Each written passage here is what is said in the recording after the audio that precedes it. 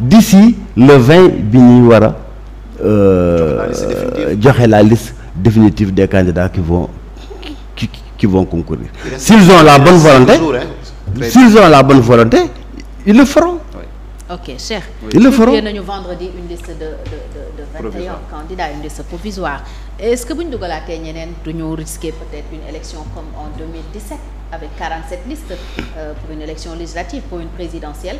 Nous avons 21 candidats, c'est trop. Oui, le nombre de candidats, moi je n'ai pas de problème avec le nombre de candidats. Pourquoi? On a dit qu'il y a une possibilité de régler ce problème-là par le bulletin unique. Okay. Je pense que Lolo, bonne volonté.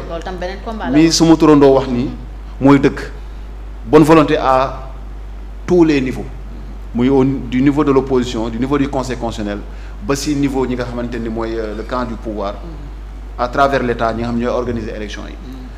Bonne volonté, vraiment, moi je me dis, si on a 100 candidats, c'est trop, je trouve que c'est trop, mais on a un moyen de les gérer. Ouais. On n'a pas besoin de faire des bulletins individuels, n'est-ce pas, pour chaque candidat. Alors que nous avons un bulletin unique, tant sur les candidats, tant qui ont voté, mais pour on va reproduire le même système, et apparemment c'est ce qui va se faire encore.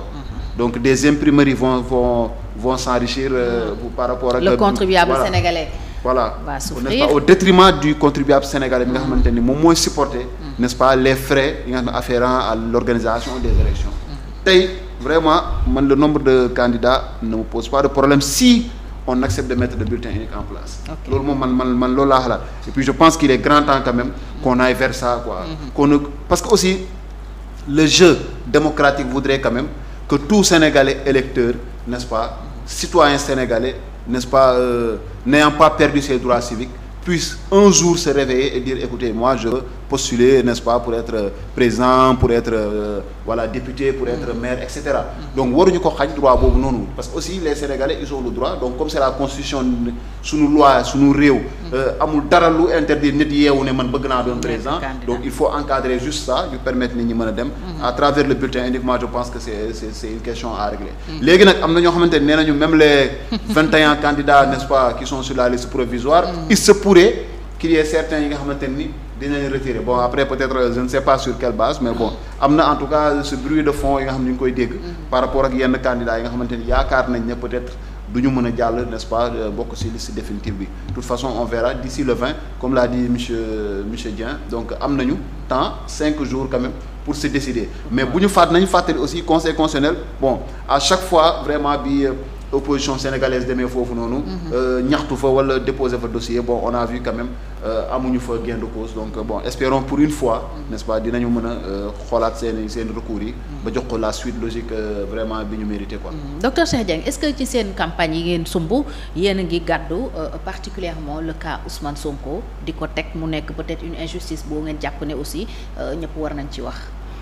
Ousmane Sonko dafa nekk le chef de l'opposition de fait.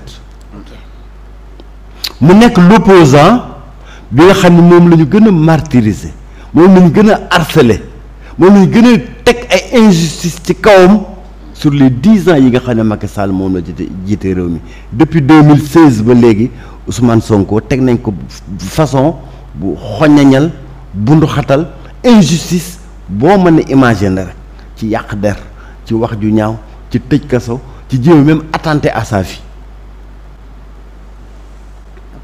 Alors c'est un cas particulier mooy bi ma la mujjee wax léegi par rapport ak li ñu ko tere mu am l'attestation de la CDC li ñu ko tere mu am la fiche de parrainage dafay wane le cas Ousmane Sonko dafay wane l'état policier l'absence d'état de droit parce que bëgguma utiliser état voyou mais l'absence d'état de droit bi nga xam ne ci la Sénégal nekk parce que lu ñuy wax état voyou mooy c'est justice su bopp nekk institution ci réew mi joxe ndogal am benn administration benn direction bu taxaw ne maa bañ du ma ko def mais vous imaginez que le juge de Ziguinchor ni j'annule la radiation de Ousmane Sonko mu dem DG ni maa bañ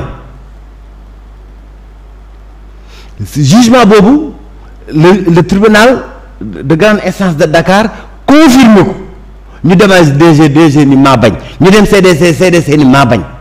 daaf wax loolu. mais vous imaginez ça dans un état. wax ñu tas ko ma ne waa Sénat wax ñu yóbbu na retraite. Sénat di waaj a jël ses responsabilités parce que ils étaient dans un processus. bien sûr loo xam ne loi moo leen may ñu ni le pouvoir d'injonction la ñuy tàmbale après ñu def le pouvoir de substitution bañ defee pouvoir d'injonction président Macky Sall tas leen ba pare renouveler ko dans des conditions qui violent la loi parce que loi bi créé Sénat mooy ni par un tiers lañ ko war a changer tous les 4 ans donc mënoo changer plus de 30% des membres du Sénat ensuite dañu koo xam ni mësta politique mais yow nga nekk mouvement de soutien au président Macky Sall notoirement ñu ne non yow bokkoo fenn mën ngaa dem si ñuy saytu élection pour voir jusqu'où on est dans les dérives autoritaires et les dérives antidémocratiques du président Macky Sall.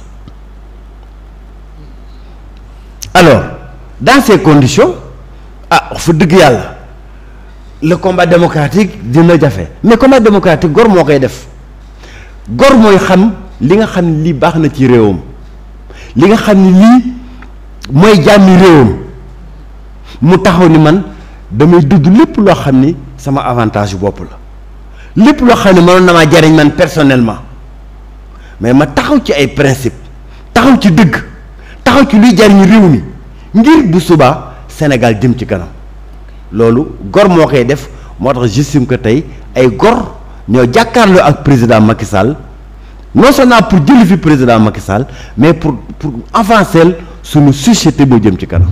D'accord kon il est clair que cas Ousmane Sonko aussi gàddu ngeen ko comme un cas particulier Cheikh bala may interpeller docteur Cheikh Dieng ci li ma koy bëgg a laaj dama la ci jiital. muy cas Karim Wade dégg nañu aussi depuis démb barki démb ñu yëkkatiwaat fi coowal double nationalité am docteur Cheikh Dieng nekkoon na secrétaire national chargé des élections bu PDS donc moom xam naa ne une lecture toute particulière la ciy am yow ban jàngat nga def ci loolu surtout venant d'un opposant comme Thierno Alassane Sall ñu ne ñoom ñëpp ay opposants lañ mais ñuy xeexante ci seen biir jàpp nga ne lu jaadu la. bon léegi il faut juste clarifier une chose quand même.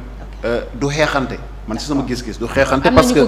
parce que la loi permet candidats yi nga xamante ni n'est-ce pas même ñu recalé ak ñu recalé wul sax bu ñu gisee une candidature bu nga xamante ni jàpp nañ ne cette candidature là n'est-ce pas ne répond pas à toutes les exigences pour être candidat am nañ droit n'est-ce pas dénoncer ko.